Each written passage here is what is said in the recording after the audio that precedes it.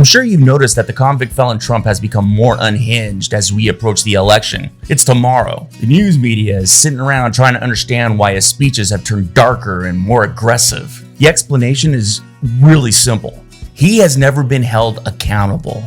For some reason, this individual has managed to escape the consequences that you and I would face, whether by buying his way out, extorting others, or playing the victim. Lord Acton once said, "Power tends to corrupt, and absolute power corrupts absolutely." Essentially, this means that when people gain power, they often become more corrupt, unethical, or self-serving.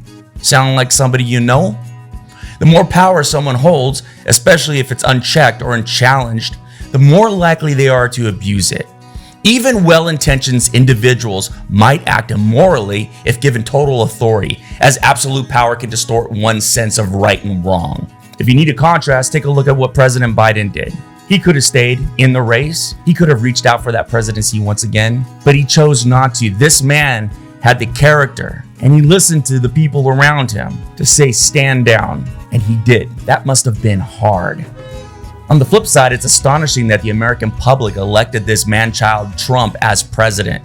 Now this convicted felon is surrounded by the Secret Service, escaping accountability for his words and actions because he is protected. If he didn't have that, he'd be lying in an alley somewhere. Also, because he's a former president, people are eager to accommodate him. They bend over forward for him. We elected an entitled child as the leader of our country and granted him unlimited power. He had no right to be there. He didn't earn it. When a corrupt person gains power, it leads to unchecked corruption. I often hear from MAGA supporters that I'm simply upset with someone who holds a different opinion. That's not accurate. I have an issue with a criminal being president, and I would feel the same way if Kamala Harris had been a criminal too. The convicted felon complains about savages coming into this country. The truth is, those individuals are already here, and they want to support a criminal for office. That's not what this country fought for, and it simply won't be allowed.